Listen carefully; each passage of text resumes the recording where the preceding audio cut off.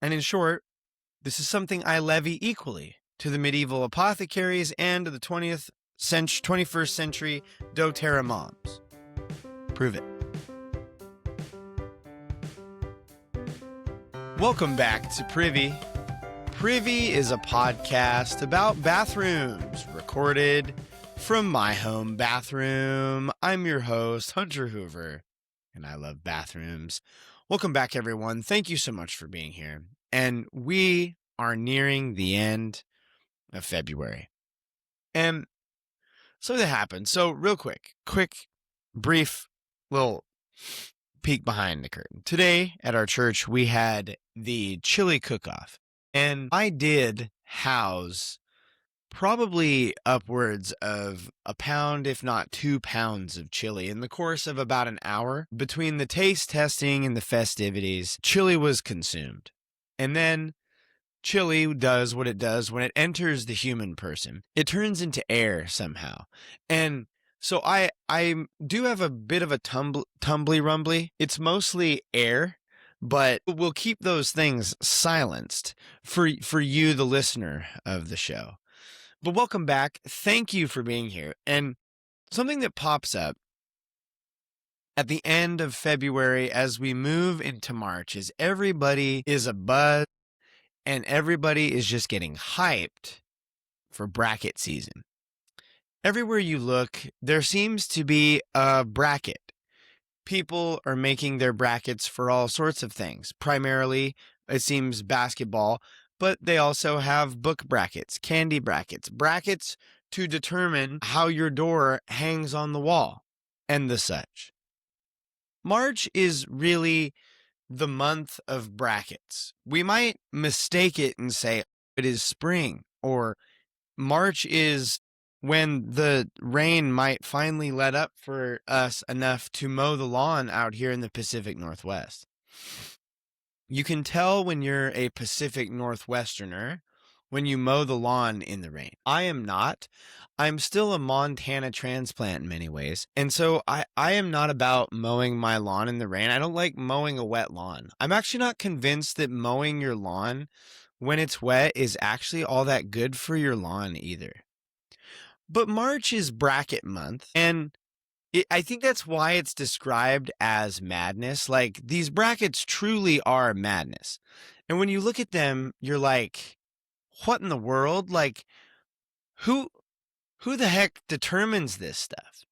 And as I have gone about trying to put together, as we're going to talk here in just a moment, somewhat of a bracket for us here on the pod this month, I can tell you, these brackets are racket. Like, they are a bunch of noise, a bunch of just nonsense rankings that are really difficult to, like, get your head around. But it's bracket season. And here on Privy, it's going to be bracket season as well. We've done a number of episodes in the past where we have ranked some various things. We've ranked the best toilet paper, the best shower drink. We've ranked the best pumpkin spice bathroom product. And in the month of March, we are, for our first attempt at this, Privy presents to you Mist Madness, a contest and bracket of bathroom air fresheners. As is the case with all bracket fun, you can fill your bracket out. I'm working on helping this be more fillable, but you can fill your bracket out, and I would love for you to share those filled brackets with us on the show. If the bracketing platform of choice that I use does not allow you to fill it in, feel free to print it out even, or you can like save a screenshot on your phone, fill it in, and send us a picture of those filled out brackets to privycast@gmail.com. We would love for you to participate in Mist Madness. And there might even be like, a little attaboy for how well you do on filling out your Mist Madness bracket. The form can be found in the description down below, and I'll be posting it out on Privy socials, and you can find it on the Privycast website, Privycast, Privy- In our first venture out, I want to address a concern at the top that this is just a rank in disguise. And in short, no, it is not. Ranked is trying to look at the best of a thing. And while that is what we will be doing, as we will see, we're going to be determining the best way or the most preferred way to control our stink in the bathroom. But instead of me sitting here and ranking them via a variety of unconditional means, somehow I always seem to be eating these strange things, putting them in my mouth to try to flavor them to see how they taste. We're of course going to look at the history and development of each of these bathroom air fresheners and try to, via a system of voting, more on that in a moment, and a system of in-house Privycast trial and error, determine what is the winner of Mist Madness Tournament of Bathroom Fresheners. Again, there will be an opportunity for you, the listener of Privy, to interact. Keep your eyes open, not just for those brackets to fill out, but for the form to be able to vote in order to determine and help guide the winner of this Mist Madness brackets. That said, this is Privy Mist Madness. So you might fill out your brackets, feel free to send them and share them with the show. And to give us some sort of a direction as we dive into the topic of bathroom air fresheners, we're going to be looking at the history and the development of the winner of the bracket in the end of March. So the end of March's episode will highlight the winner of these things. Now, if there is a total and complete upset, we will retcon in acknowledging the winner and celebrating them while still observing other seeds. However, we want to cover them all. And so we are beginning this week, leading into March, discussing the bottom 4 seeded bathroom freshener items. And so we will be discussing in this episode our 5th through 8th seed offerings. And that said, we need to lay out the bracket. What does it look like? And who are the contenders? Again, you can find this bracket online and in the links that are provided, but here is a sampling of how things are stacking up. So we have number 1 seed, the scented candle, up against odor powders. We have our number 5 seed, potpourri, up against our number 4 seed, poopery. Our number 3 seed, air freshener, versus our number 6 seed, the fan, all by itself, ventilation. Then our number 7 seed, the oil diffuser, up against our number 2 seed, air spray. And while this is not just a ranked, there are criteria that we are looking at these bathroom fresheners on. The criteria are their effectiveness in de-stinking a big stank. Like, if I produce a large, chili-inspired stink, how good is this bathroom freshener at de-stinking that mess? What is the ease of use of the item and the ease of access to you, the Privy listener? And, of course, the popularity vote will be considered. Please vote, rank your top 8 bathroom freshener products at the survey that is available in the description and on our website, Privy-Cast. Again, this is a good time to go fill out your brackets while you listen to this. Go download that, fill it out, vote in the poll while you're listening and taking in the history of these 5th through 8th seeds. And while you're at it, sign up for our email list. don't miss an episode and other things that might happen with us online. We would love for you to join us here. Your choice. But you can find the link for those things in the ding dong below. And now, as we officially dive into Miss Madness, we got to get to know the competitors a bit. First up this week is our 8th seed odor neutralizing powder. When we think of odor powders, I often think of those weird foot powders, the stuff my mom would make me sprinkle in my shoes when I was growing up.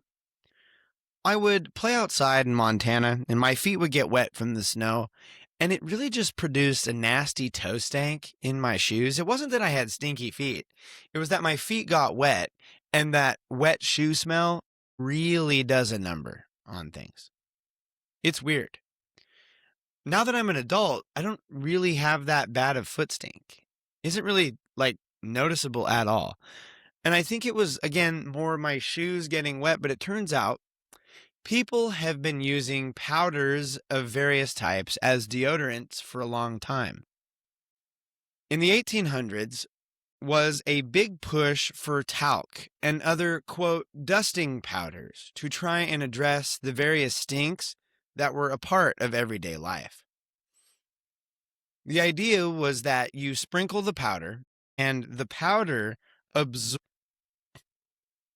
the moisture that the bacteria would make the stink in. Bacteria like to procreate and do sex in moisture. And so you really got to limit the moisture. And what better way to just drop a fat stack of powder on the mix, really sap that wet up. In time, they began perfuming these mixtures and giving them a scent to go along with the drying agent. We're going to talk more about this when we discuss deodorant and perfume in the future. And what's interesting is there was a moment where the odor powders actually dipped down into the world of liquids, where there were antiseptic liquids that were used for odor control under the same premise. If the odors are designed to absorb moisture and deal with the bacteria, then if there was an antiseptic or some sort of liquid bacterial killer, it could deal with the bacteria and make things smell better by the same means.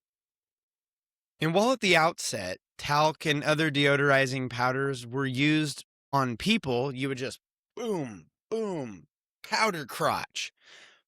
We know that they were used in a wider uses. They dumped lime and talc powder into the River Thames to try to deal with the Great Stink of 1854. Go check out our episode on the Great Stink if you want to know more.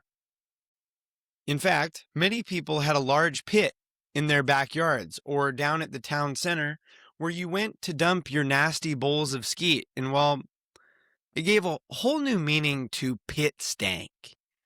There's accounts of people adding dry soil, ash, or lime to these pits to try to deal and mitigate with the smells that dwell there.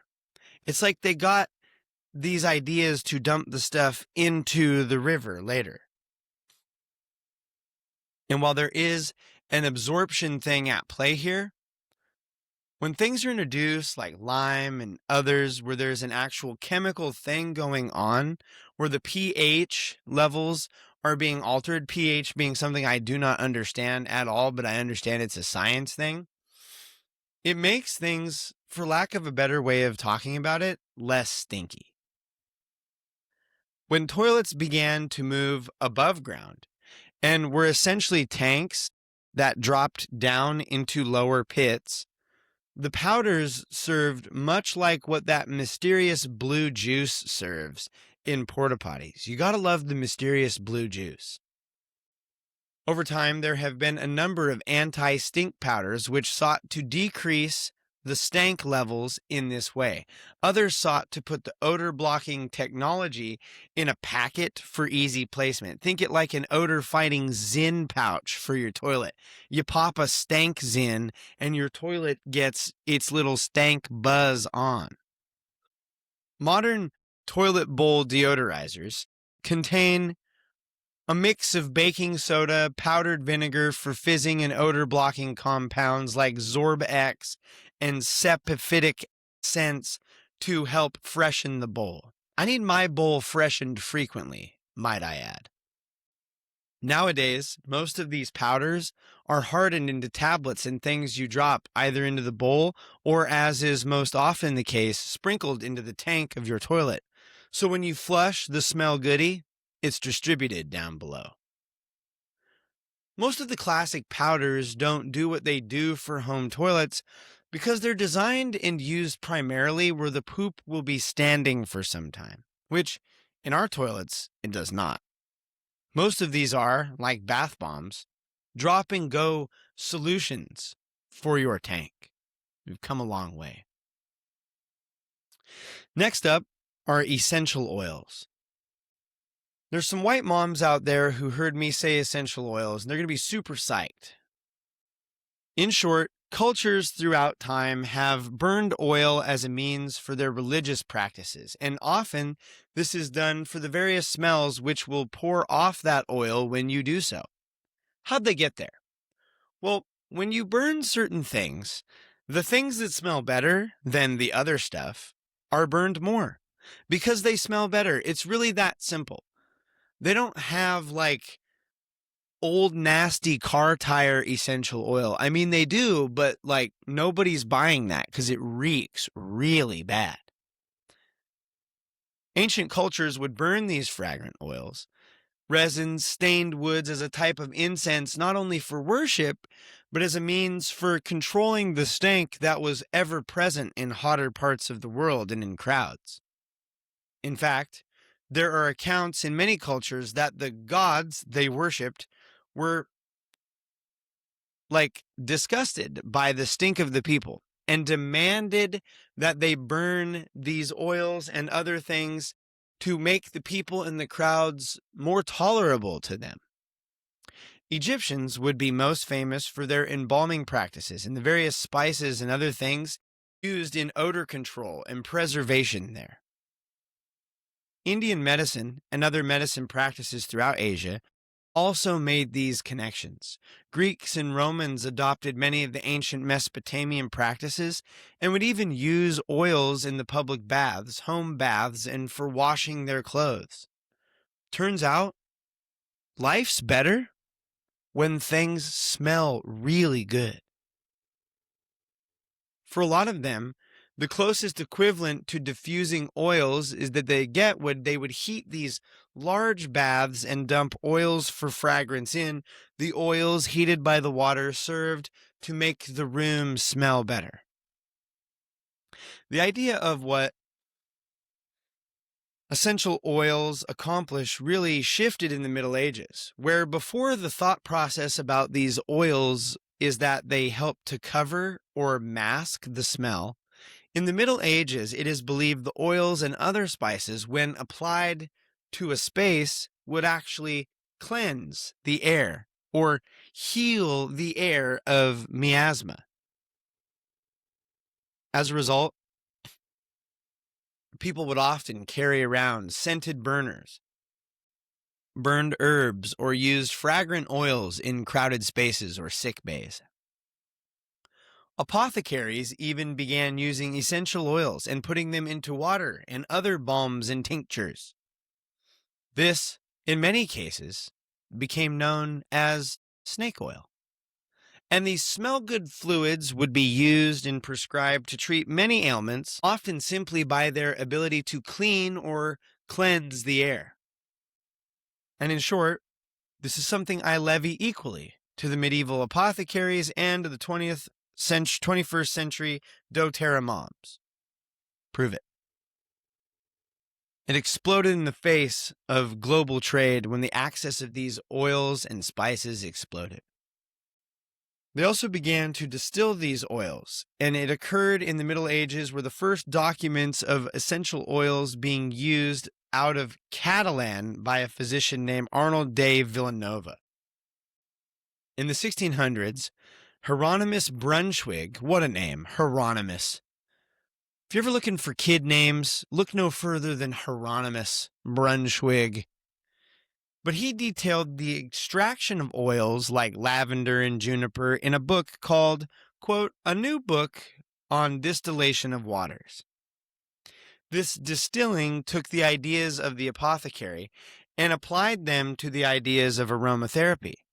The idea that the things you breathe and the things you smell can have an impact on your overall health. However, when it comes to odor control, it turns out in the 1800s, which how bad did the 1800s smell, that every turn they were just grasping for ways to control how bad everything smelled. Like, the world has to reek pretty bad for you to be like, I wonder if we can use this other new strange item to make our world smell better. But in the late 1800s, they did scientific experiments to figure out what exactly these extracted oils did. Like, we've extracted the oil from these very good leaves, but like, what does it do? Much like the powders, some of them had antiseptic qualities, which not only freshened the air, but likely helped remove or diminish bacteria. The rest, really, is history. With varying claims and healing properties, today there are over 40 essential oils that have been identified. Essential oils is a liquid and aromatic extract usually obtained by steam distillation from a plant which concentrates its active ingredients into an oil. The essentials, if you will. I'm told by the internet that the best bathroom essential oils are lemon, tea tree, eucalyptus, peppermint, and lemongrass. I'll be using a orange scented essential oil.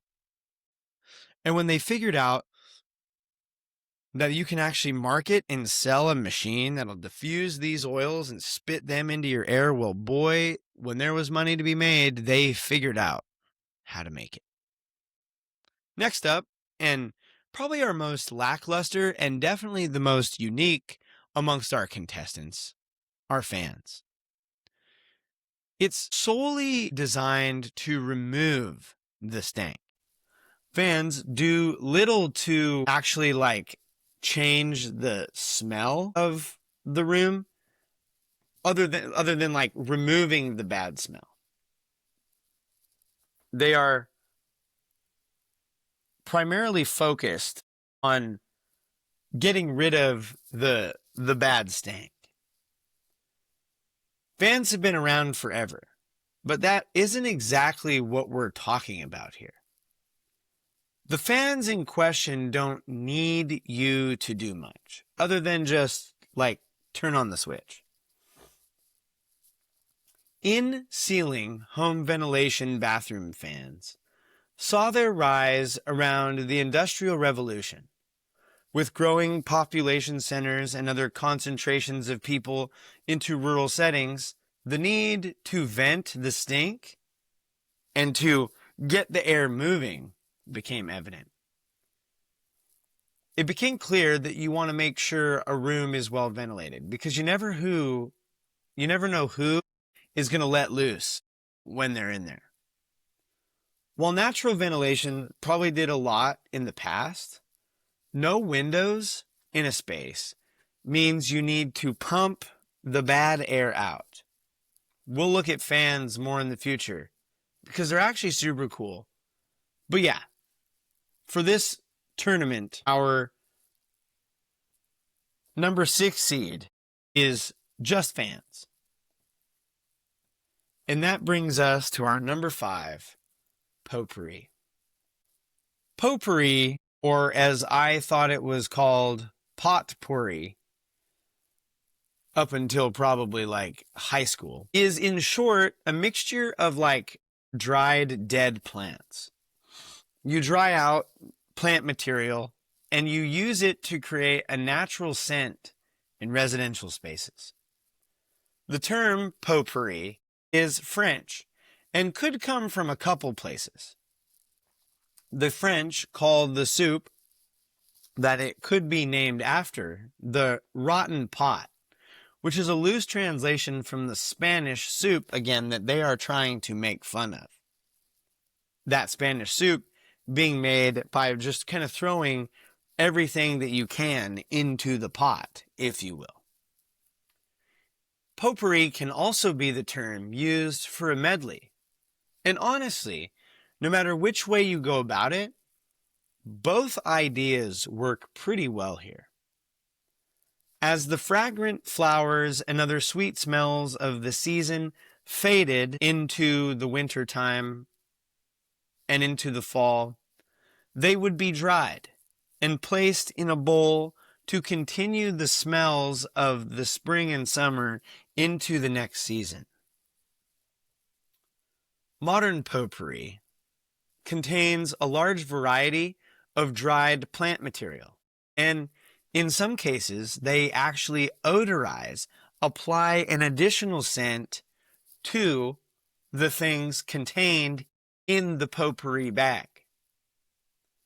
Some common natural contenders as potpourri mixtures include allspice, cedar, cinnamon bark, cloves, cypress, fennel, incense, jasmine, jujube, juniper, lavender, lemon balm, lemon peel, marjoram, mignonette.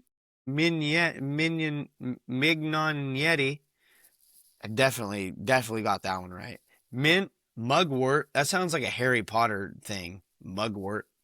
Professor Mugwort. Orange peel, pelargonium. Yep. Pine. Love pine. Pine's so good. Rose and rosemary. Potpourri is an interesting thing. And honestly, whenever I see potpourri, which I have bought some for this Mist Madness, a tournament and bracket of bathroom air fresheners, anytime I look at it and anytime I see potpourri anywhere though, I just think, that's weird. Kind of freaks me out a bit. And so, these are our 4 bottom seed contenders. We'll be looking at more of our contenders as we move further into our tournament of bathroom fresheners. Again, please go fill out your brackets. Go rank your favorite bathroom fresheners using the survey that is in the description. And this will bring us to the end of another episode of Privy. Before saying bye, I want to tell you something that I'm very excited about. It's been a long time and a lot of work coming, but we have Privycast merch. Now, you can find this merch at privy-cast.com/store, or you can just go to the Privycast website, privy-cast.com, and there is a button at the top with a link to our store. Now, right now, we have a handful of items, and we plan to continue to add more things as the store grows. But go get some merch, rep your favorite bathroom podcast, and we would love to see you in that stuff. You can post it online and use hashtag #PrivyMerch, or tag us at Privycast, or you can just send us privycast@gmail.com. We would love to hear from you and see those things. And it's just one more way that you can support the show. Thank you so much. Another way you can support the show is by leaving a rating and review. The 5-star options are preferred, and for every rating and review you leave, we'll donate some money to Wounded Warriors and Living Water International, and a reminder to keep pooping in the free world. This free world was not always free, and in pursuit of cleaner water for all. Not everybody has it, but everybody should. Purchases on that Privycast store help generate funds, which can help facilitate those donations to these nonprofits. Thank you so much for listening and for supporting the show in that way. This brings us to the end of another episode of Privy. Thank you so much for listening. Thank you to Kevin and Poddington for the use of their music and all other people whose music we use. You can find links and what music was used in the ding dong below. This brings us to the end of another episode of Privy. Thanks for being here. Thanks for listening.